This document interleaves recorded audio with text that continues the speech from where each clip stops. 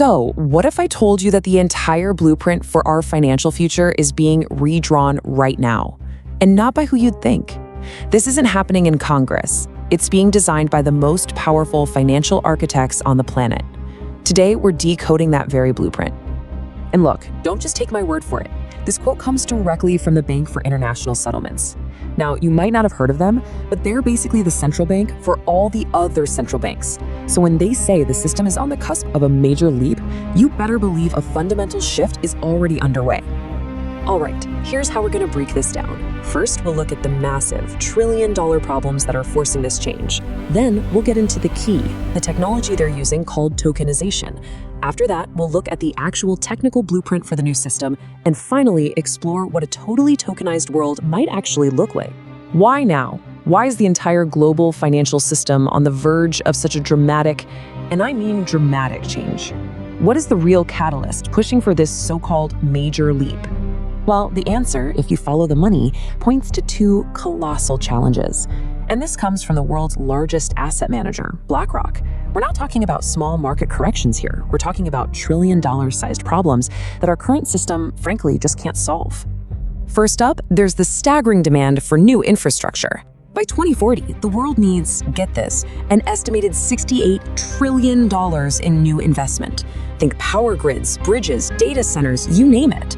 That number is so astronomically large that governments, who are already drowning in debt, have no way to fund it alone. Okay, so you've got that massive need on one side. And on the other, you've got a staggering pile of capital, about $25 trillion just in the US, that's just sitting there, completely idle in bank accounts and low-yield money market funds. The money exists, but it is totally disconnected from where it needs to go. And this chart, this really gets to the heart of the problem. It shows just how much of the modern economy is locked away from public investors.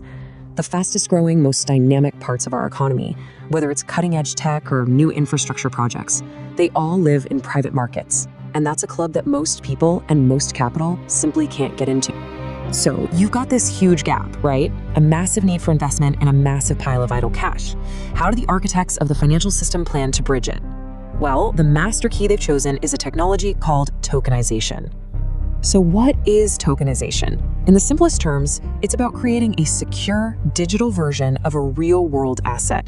It's like having a digital deed to a piece of real estate or a digital certificate for a corporate bond. And because it's digital, it can be divided, traded, and settled instantly, online from anywhere in the world. But here's where it gets really interesting. A token isn't just a line in a database. The Bank for International Settlements calls it an executable object. Now, what does that mean? It means the token doesn't just record who owns what, it actually has the rules for how it can be bought and sold built right into it. It's a smart contract and a record of ownership all rolled into one. And this is how it all connects back to the real world. To tokenize, say, a building, you use something they call a ramp. This ramp basically locks the physical deed in a vault, guaranteeing it can't be sold twice, and then issues a corresponding digital token onto the platform. This is absolutely crucial because it ensures that every single token is backed by a real, verifiable asset.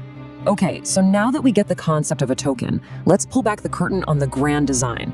We're going back to the Bank for International Settlements report to look at the actual schematics for this new system.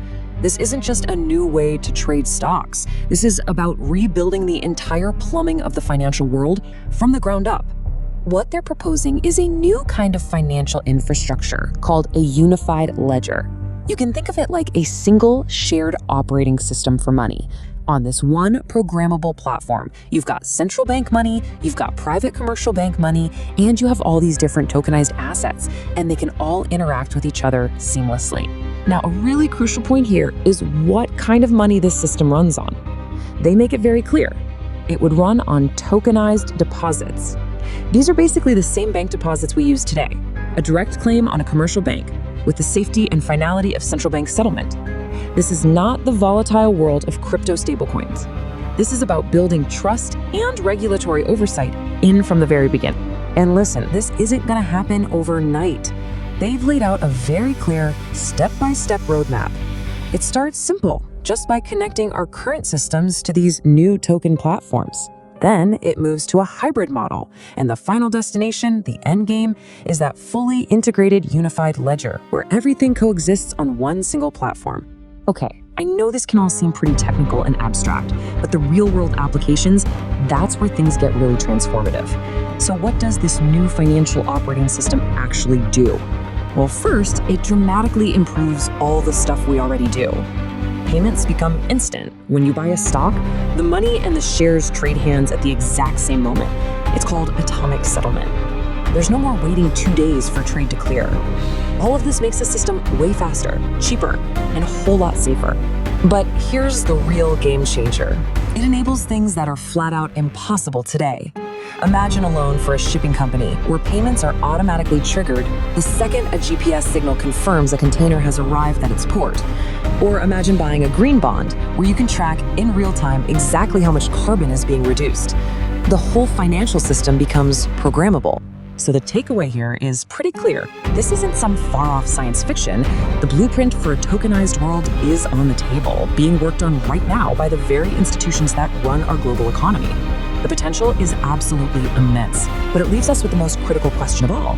As this new system gets built, who gets to write the rules? And how do we make sure it creates a system that benefits everyone and not just the architects who designed it?